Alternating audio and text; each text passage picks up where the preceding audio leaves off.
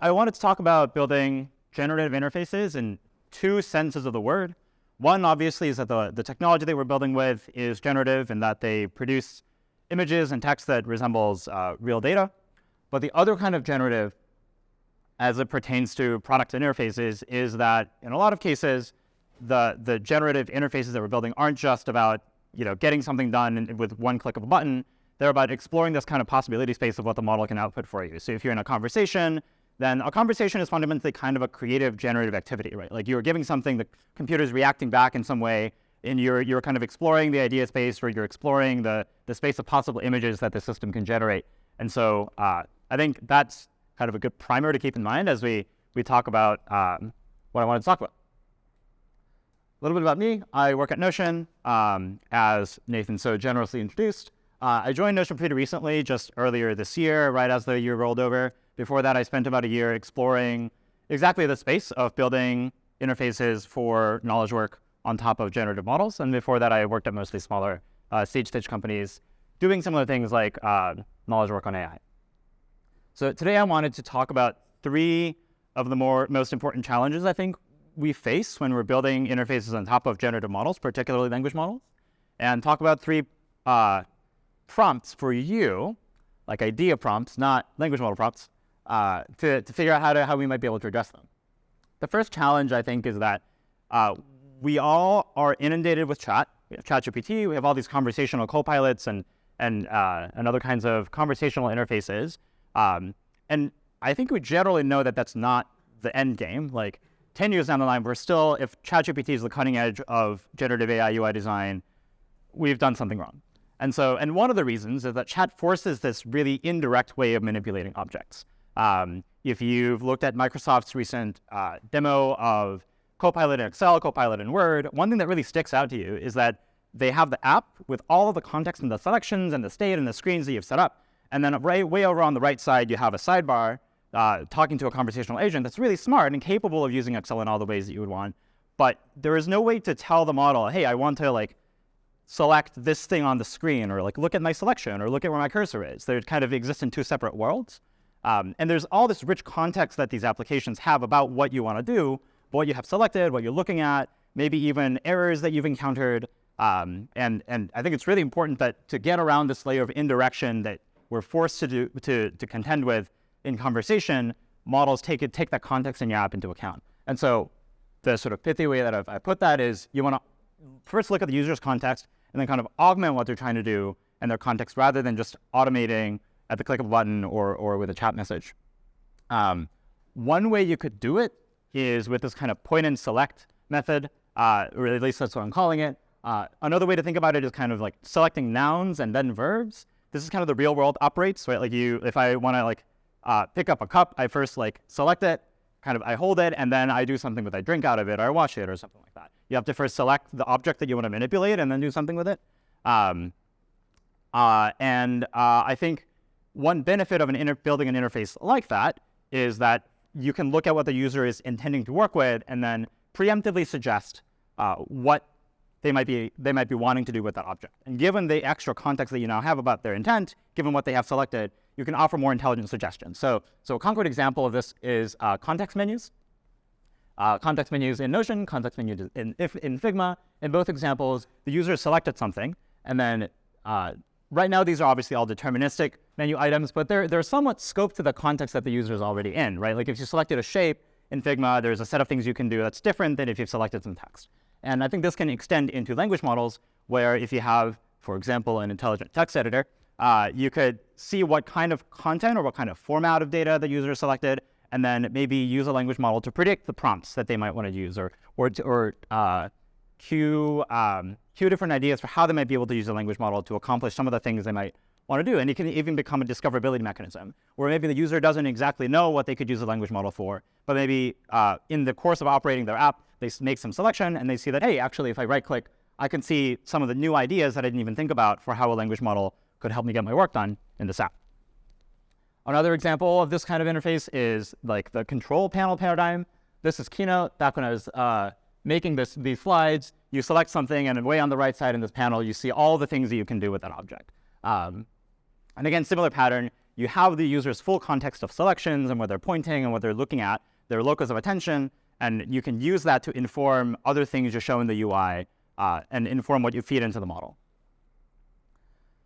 The second challenge that I want to talk about is that, and I think this is probably the most important one if you're building conversational interfaces, is that prompting requires, for the end user, lots of iteration and lots of practice. It's a skill. There's a learning curve. And if you're launching a product and trying to get people to adopt it, putting a really steep learning curve at the beginning of your product onboarding journey is not that helpful. And so how can we get around this? Well, one method might be to make the exploration that's required to learn the skill of prompting and also get to the desired outcome really cheap and really quick. And a big part of this is the fast iteration. And so here's a few of the ways that I think we can make exploration of what you can do with language models really cheap and really quick. The first is just generally offering a sense of safety around the model outputs. So that means if you're generating something static like text or images, make sure you can undo and redo really quickly, or even maybe Figma style sort of generate multiple different options or variations and then be able to choose it. One thing that's great about Midjourney's UI, despite all of the fact that they're in Discord and so on, is that they give you variations, right? You put something in there, you get some variations, you can pick one and iterate. You can take the images that you've generated previously and use that as prompts for your next generation of images. Generating variations, I think, is super helpful for this kind of exploration. Another is just allowing people to iterate. I think this is one of the critical differences between the kind of chat models that can carry on a conversation we see now versus the original Text DaVinci 003 style instruction models that were like, you have to get it right in one shot and you have to rewrite the instruction if they didn't work.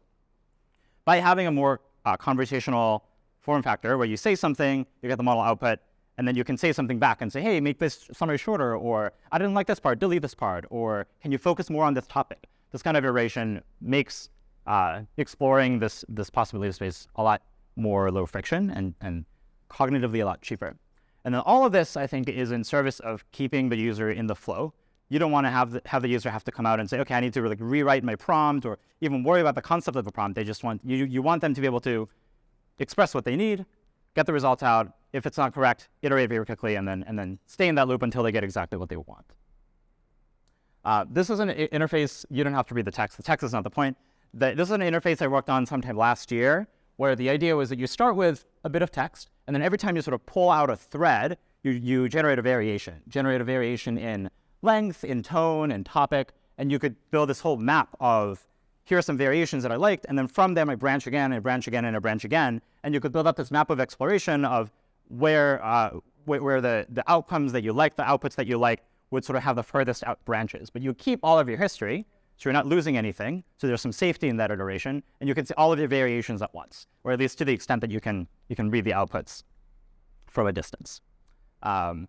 My favorite writer, my favorite thinker and researcher in this space is Kate Compton, who wrote this essay piece called Casual Creators. In it, she writes, the possibility space should be narrow, of these creative tools should be narrow enough to exclude broken artifacts like models that fall over or break when 3D printed or paragraphs that are factually incorrect, but broad enough to contain surprising artifacts. And that's really the magic behind the generativity of these generative models, right? And the surprising quality of the artifacts, the surprising artifacts, motivates the user to explore the possibility space in search of new discoveries, a motivation which disappears if the space is too uniform. So there is this balance that you have to strike between predictability and controllability and the generativity, the core kind of surprisingness of the model. Lastly, for language models, when you're working with language models, I think a fundamental problem that you run into once you've solved the sort of low-hanging fruits in the interface design is that text is fundamentally slow to read and write. Like you can look at an image and immediately sort of tell what's going on in the image. You can zoom in closer. But with text, if you look at a paragraph or a page of text, there's nothing about that tells you what the page is about, whether you're going to like it or hate it, what the style is. And but using language models, I think, because text is so cheap to create, you're inclined to just produce walls and walls and walls of text as the prototype or the first thing you can ship. In this case, I used to say, show, don't tell. That's a little cliche, so I'm going to say model, don't recite. Model here specifically, I should have considered these synonyms better. Not model the language model, but model as in you want to use whatever interface or visual representation or graphic that most directly represents the subject matter being discussed. So if you were helping the user explore tabular data or relational data, use a table or use a graph. If I ask for like the top 5 best restaurants in Paris, don't give me a paragraph or give me a bulleted list. Give me a table or give me a map, right? You want to try to use interface patterns that best model the topic rather than just reciting the output, which might be easy, but is not as navigable and understandable at a glance.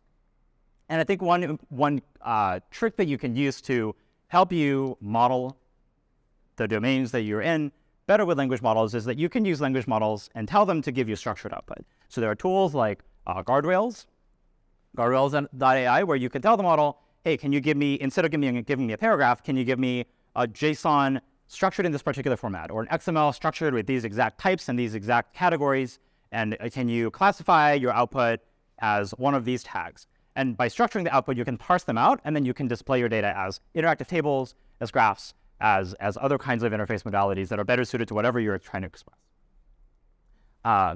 Another sort of paradigm that I really liked in this space is to think of cartography, mapping your information. This was another prototype I made last year, where instead of summarizing a long piece of text, you just kind of try to paint a picture of what the most important parts of the text are by picking out the most central, the most important, the most salient sentences. It's a little bit like when you go to Google Maps, you see these like orange kind of parts of the map that the map never told you, but you kind of intuitively know, okay, these must be the popular spots. These must be where people mostly hang out and where there's a lot of noise and bustle. It's kind of like that, but you can do this for text as well. And here again, rather than summarizing, which still requires you to read, and if you don't like the summary, you don't really have any recourse, here you're taking the source document and just adding a layer of annotation or a layer of extra visuals, extra graphics on top that makes it easier to parse exactly what's going on. Fundamentally, when you're designing interfaces for generative models, you're balancing 2 competing interests. Language models are so interesting and so powerful because they give you this flexibility.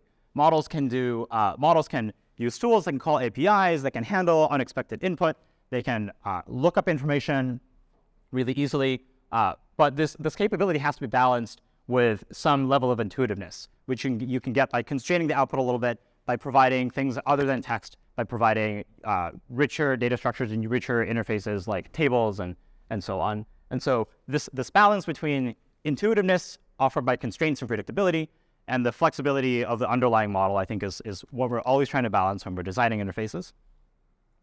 And what excites me the most, and you'll notice if you've come to my talks before, is that when I step away, the way that I think about the power of these models is that they kind of hold the structure of everything that they've been trained on, images and text, within themselves, within their kind of like mind. And there's this whole space of options, of possibilities, of possible outputs waiting to be explored. I allude to the beginning when I talked about this idea of exploration.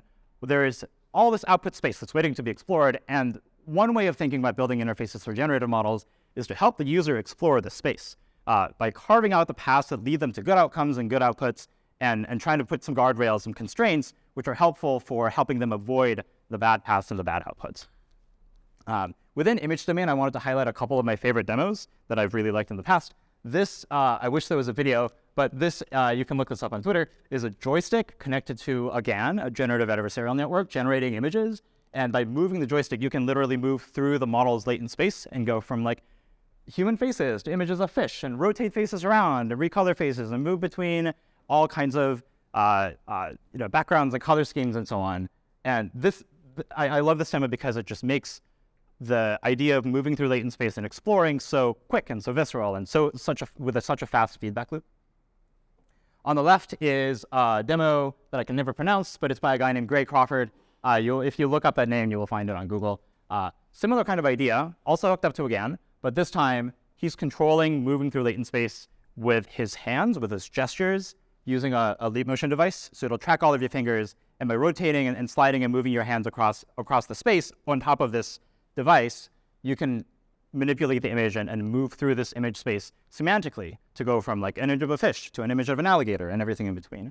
And on the right is an exploration that I did last year of being able to manipulate and write and rewrite sentences and transform sentences by dragging across them to go from, say, a sentence that's short to smoothly interpolated towards a sentence that's longer or more aggressive or about space or anything like that.